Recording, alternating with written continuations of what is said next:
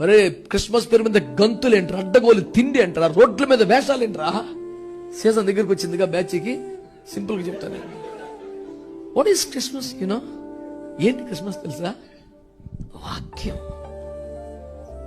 వాక్యం చూడతామా? వాక్యం వింటాం అంతే. వాక్యం చూడలేం కదా, అది శబ్దం, స్వరం, పలుకు, మాట, అది వింటాం కానీ చూడం. ఇన్నేండ్లుగా ఏది వింటూ వచ్చామో ఆ వాక్యాన్ని కన్నారా చూడాలి. That is Christmas. వాక్యం ఏం చెప్తుంది? ప్రభుని నమ్ముకుంటే మారిపోతారని చెప్తుంది, ప్రభుని నమ్ముకుంటే పరిశుద్ధులైపోతారని చెప్తుంది, ప్రభుని నమ్ముకుంటే ఆత్మ పూర్ణులైపోతారని చెప్తుంది, ప్రభుని నమ్ముకుంటే సంపూర్ణ అవుతారని చెప్తుంది. ఇది వినబడుతోంది, కనబట్ల. ఇన్న కాలంగా ప్రపంచం క్రైస్తవ్యం అంటే ఇది అని ఏది విందో అది నువ్వు చూపిస్తే దట్ ఈస్ రియల్ క్రిస్మస్. ఆ పేరు మీద నువ్వు అడ్డగోలుగా అర్ధరాత్రి తింటావా, రోడ్ల మీద పడి అరుస్తావా? క్రీస్తు హృదయంలో ఉంటే దాని పేరు క్రిస్మస్. క్రీస్తు కొరకు శ్రమపడే బ్రతుకు నీకు వస్తే అది గుడ్ ఫ్రైడే. శ్రమంలో కూడా దేవుని కొరకు సాక్షిగా నిలబడే తత్వం నీకుంటే అది ఈస్టర్. ఈ మూడు ప్రతిరోజు ఉండాలి మనకి.